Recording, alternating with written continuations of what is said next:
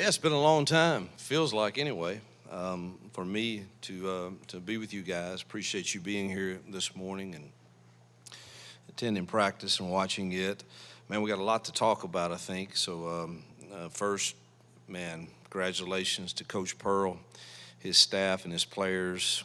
Gosh, what an exciting time and all that they've done for our university and our athletic department is pretty special. And we certainly hope that things go well this weekend in Atlanta, and look forward to being there Friday night. I wish they would have asked me about the tip time. That would have been a little easier on my Saturday morning practice, but I don't think they asked us about that. But we'll be there and cheering them on and excited for them. And Bruce has just done a wonderful job of managing expectations and the toughness of the league, and so proud for them and can't wait to see them compete this weekend.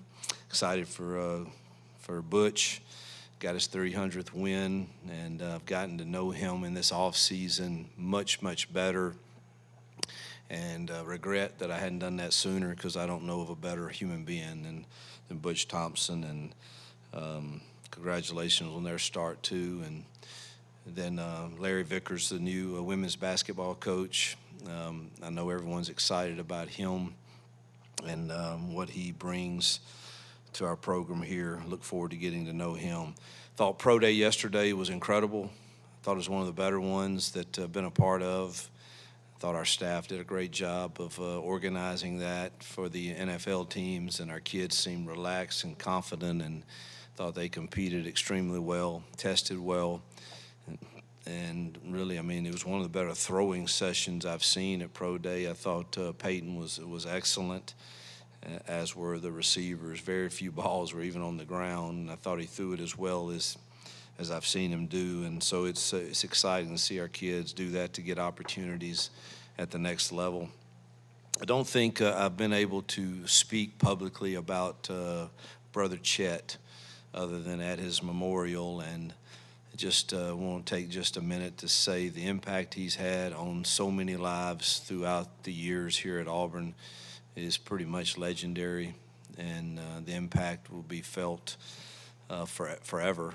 And just obviously he will be missed. He's very difficult to replace because of just the impact that he's had. But we've been very fortunate to replace him with a former player here that was trained under Brother Chet, really, and Mike Blanc. So we're excited to have him on board, and look forward to helping him continue in everything that Brother Chet was doing. So a lot of great things going on. Spring ball was. We did 3 preliminary days of non-pads last week. And truthfully, I was watching Bruce's game with a group of friends and boosters at Moore's Mill, and they were all asking, all right, how was the first week? And truthfully, it was, I want to be careful, but it was really probably 3 of the better first practices that I've experienced in spring ball. And I think that has to do with the work that we put in February. We dedicated a lot more time to making sure our kids were good on install and individual stuff, and really thought it paid dividends in our first 3 outings. And today I thought they competed hard. We've got a lot to learn and clean up, but it was first day of pads, and thought the energy was good and we competed well. So a question about Jackson Arnold. What have you seen from him personality-wise and his approach and his attitude so far? Very, very optimistic. He's got a calm demeanor, a confidence. He understands ball, high football IQ, arm strength is good. It's a reason he was Gatorade Player of the Year coming out of high school, and I think needed a start to regain some confidence, and I think he's doing that in a fast pace. Decision making has been on point. we'll watch today's film. I don't know about it, but in the previous 3 days, again, you didn't have pads on and stuff, but there's been very, very few decisions that were the wrong ones, and I think he's throwing a very accurate ball. Really impressed with his pocket presence when the traffic is around him where his eyes are. They stay downfield. He uses his legs when he needs to. Really excited and impressed, truthfully, both with him and Deuce. Deuce's maturity is way farther along than what I even knew. And he is hungry to learn and always asking questions and always wanting to talk about how do I improve this and that, and is a extremely hard worker that you have to run off the field from trying to throw too much. They're getting a lot of throws because there's only 2 of them right now, and you got to monitor that. But I'm really pleased with both of those guys right now. Coach, with the wide receivers, getting a lot of those guys back and then adding Singleton, what are you looking from them out of spring ball this week? They better make plays. If that room doesn't have success, we won't have success, but it is one of the more talented rooms I've ever been associated with. And, you know, somebody asked me the other day how I would rank that room versus DK Metcalf, A.J. Brown, Van Jefferson, Evan Ingram. I think it's a bit early for me to put all of that on them, but it rivals it. It's close, I think. You know, even like Malcolm and Perry, who just a second year in the same system with the same terminology, doing the same things, you see them now catching on. There were still times last year, you know, that, you know, Peyton's ready for Malcolm or Perry to do this, and it may not get exactly done, and now you start seeing them executing at a better level. So we are very much dependent upon that room having success. You talked about hiring Mike Blanc. First, just the importance of that role for your program and things you do, and then what was it about Mike that you saw to be the guy that takes over for Chet? Yeah, obviously I'm a person of faith. That does not mean I'm perfect. That's why I am a person of faith, because I know I'm not perfect, and I think that faith to me is someone at some point in life you have to choose to believe in something bigger than yourself, and everybody's got to decide what that is for them. Even in football, you can't do it alone, and so that role for me, with everything that kids have going on in life, I just think there's somebody that they need to be able to go to if they don't feel comfortable talking to one of the coaches or something about that they have access to that. And Mike's humility and love for Auburn, and knowing that he's similar to Chet because of their time together. There was a lot of people that wanted this job, but it was, man, my first interaction with him.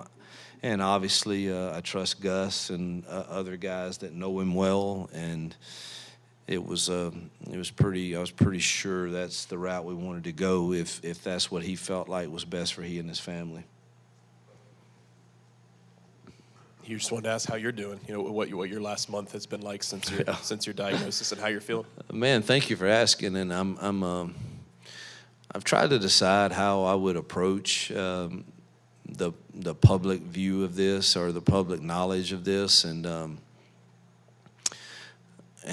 I'm really transparent. Probably, maybe, I don't know if you should be, but I'm thankful for all the doctors and the insight that they have, and I struggle believing that I actually have cancer because I feel great, and I'm in probably better shape than I've been in 10 years, and so it's a battle for me mentally to I don't want to be cut on. I don't want to, to alter my body, but yet you have this mental knowledge of, they say you have some cancer cells in your body, so that is the struggle that you have is, and then you have in all honesty, the struggle of, all right, if I choose to go with this procedure, then, I'm still a young man, it changes this and it changes that, and you're like, oh my God, I might have to wear a diaper for a while. I mean, that doesn't really excite me. And so it's a challenge. I had my 30 minutes to an hour of self-pity and anger probably, and then truthfully, I really flipped a switch and said, man, I get a chance to practice what I've preached for 33 years of how to walk through another challenge or a gut punch that you get or news that you get that you don't like, and I get to model that for our kids and staff, and so I right now I'm the challenge for Jill and I is really just what is the right next step. And I've talked to people at every clinic in America have been very kind to reach out and give me their opinion, and in all honesty, I'll wind it up. I'm waiting on one more test to come back that really tells you the aggressiveness of these cells that are, and then that will kind of help me make the decision on, do we approach this with just prayer and diet and monitor it, or do we think we need to be more aggressive in some of the procedures that are out there?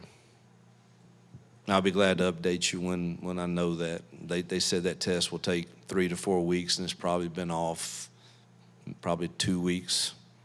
So it should be here in something shortly. Hugh, I wanted to ask you a little more specifically about Singleton and just his speed and his acceleration really seemed to kind of jump out there. What have you kind of seen from that, and especially his athleticism? He makes defensive backs very uncomfortable. He's got he's got some straight line speed along with some lateral quickness that's unique and pretty elite, and can use him in a lot of different ways, and I think he's added another dimension to our offense and is going to have a special year. You just wondering, where are you guys at health-wise right now, and is there anybody that y'all are not expecting to have with you guys this spring? Yeah, that's the unfortunate thing of spring. Is why I keep lobbying, and I will continue to lobby probably until I retire, to do away with spring ball and give us OTAs in June, where we can put pads on there for like 10 days, where you have everybody. I mean, right now we're without Connor Lew, DeMarcus Riddick, X at left tackle, Keldrick, Darrell. It's just it's some guys we're depending on that we're going to be without for pretty much all of spring, and I wish that wasn't the case. But every year you're going to have these surgeries in January or February from the season, and then you're without those guys. So I wish we could just train and do our individual work that we did like in February, and then us have some OTAs in June, during that first part of June, where you have everybody, even after the portal and all that, you really have your whole team, or high school kids that didn't mid-year enroll, they would get the opportunity to do that too. So yeah, we're without. I'm sure Hollis Davidson we're without right now, and I'm sure there's others. I can't, but some pretty key guys that Bryce Kane right now. So we're without some guys, and that is what it is. But we'll do the best we can getting them ready when they get back. Coach Freeze, is it fair to say that your football program needs a better sense of urgency for this season, your third year? I mean, we need to play better, and we need to win some games for sure. I think our sense of urgency is, you prepare and you give them confidence, and I don't think you do that out of a sense of fear or the what if world or any of that. Man, I love our kids right now. I love our approach. I love our staff. I think there's confidence in the building and it's growing, and I think we hopefully respond out of that confidence and nothing else, nothing from the outside world, just everything from the inside world of, man, here's who we are and here's the opportunities we have. Let's prepare for them and be confident because we have a talented squad in there. Do we need a little more help at a few positions? Yes. We'll see if we can address that in the coming months, but I'm really encouraged and optimistic by the confidence I see growing and obviously the deeper depth chart that we have. When you're talking about guys that are out, that sort of brings to mind. Alex, how's he doing? And Yeah. depth, you've got a lot of kickers. Yeah, we do. We got a lot of good kickers. Alice looks good. He kicked today. I don't know if y'all were out there for that period and made every single kick, I believe, and looks really good. I think he is, not to get too much in his business, but I think he's the procedures that were done on him seem to have been successful, and I think he's got one more that needs to be done, but I believe he's going to try to choose to wait through the season before he does that, and he looks good and definitely has gained more weight and looks healthier and kicked the ball extremely well today. So excited. So is Towns and so is Ian and Gibbs, and they all have kicked pretty well in the few opportunities we've seen. We haven't done that a lot yet, but I thought they all looked good today.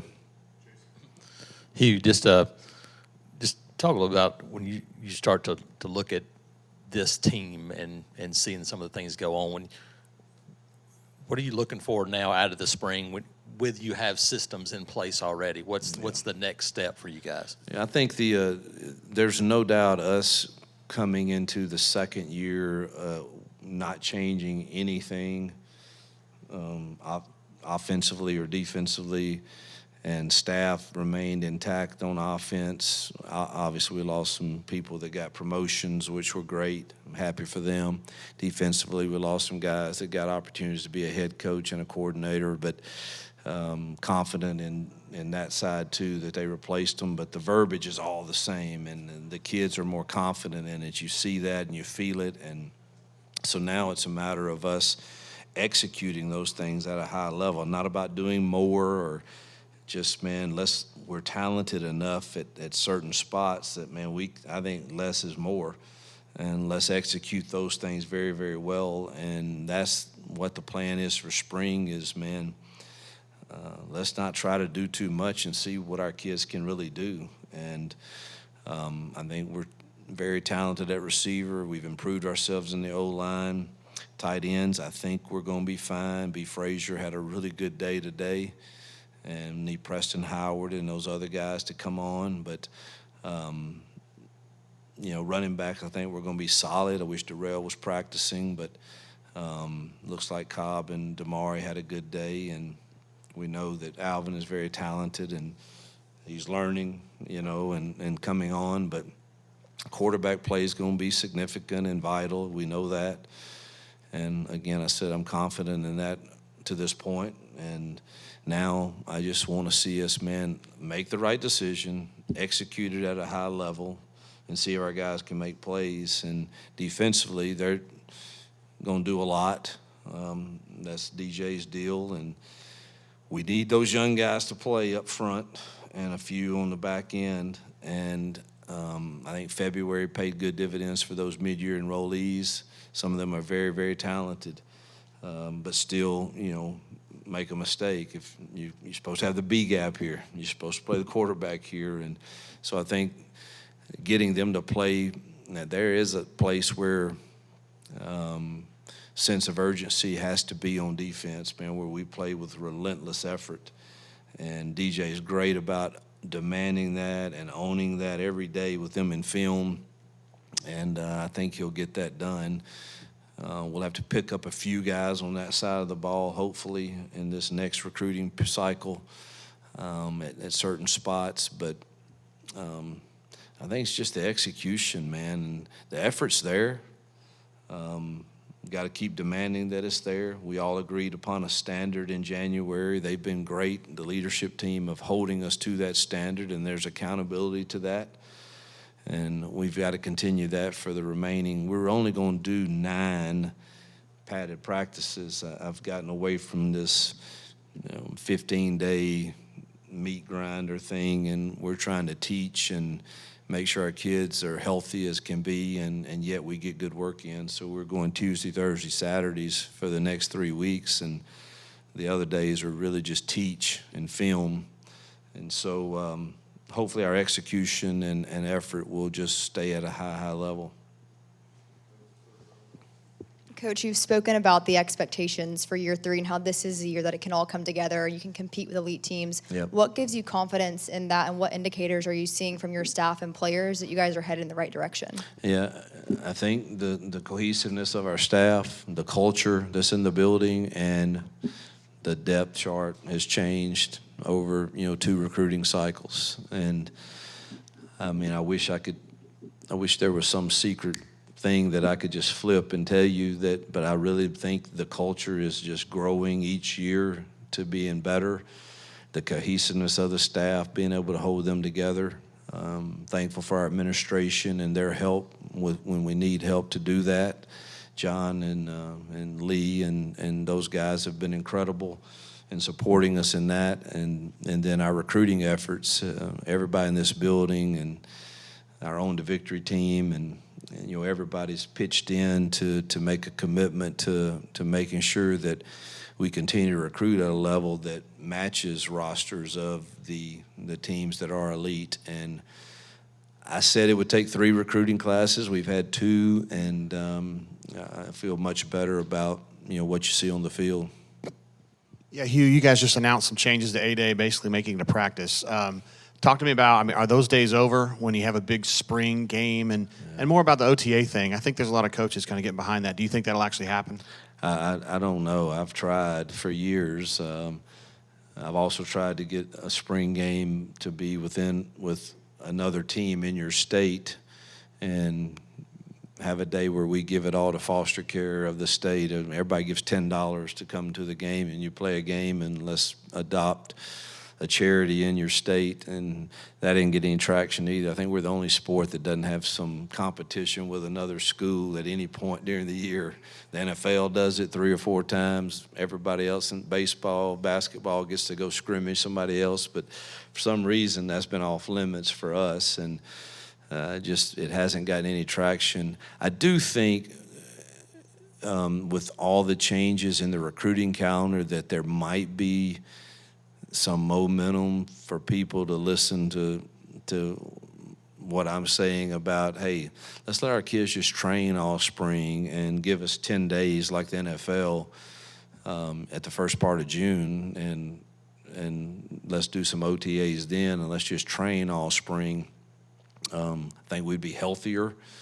I do think that has a fighting chance because there's going to be some changes coming in the calendar. There has to be. So it might have a fighting chance.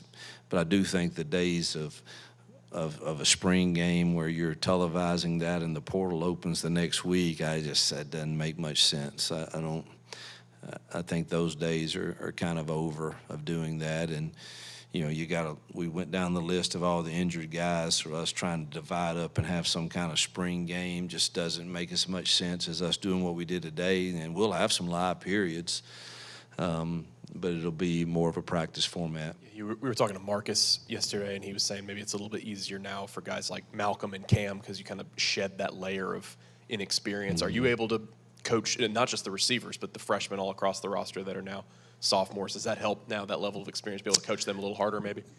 Malcolm looks like a different guy. Cam, obviously, too, is more confident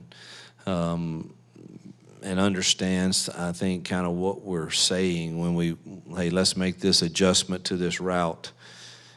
just with, I would love not to carry very much, but I've always, when you had experienced guys, you can say, hey, all right, we're still going to run Cali here, but I want to run this one different route with it at one of the spots. And that was, I think they're feeling much more comfortable with doing that now. And I think all of those Perry's, he's got to play faster at times, but he's starting to get it. And obviously Eric's played a lot of ball, and he's adjusting pretty well to our system. But there's no doubt I feel more confident. I think I can coach them harder and demand more of them, and they demand more of themselves. Coach, kind of speaking on the wide receivers, we saw Sam Turner make some plays today. What would his role look like, especially with a loaded wide receiver group? Yeah, that's hard to tell. But, man, you saw what I saw today.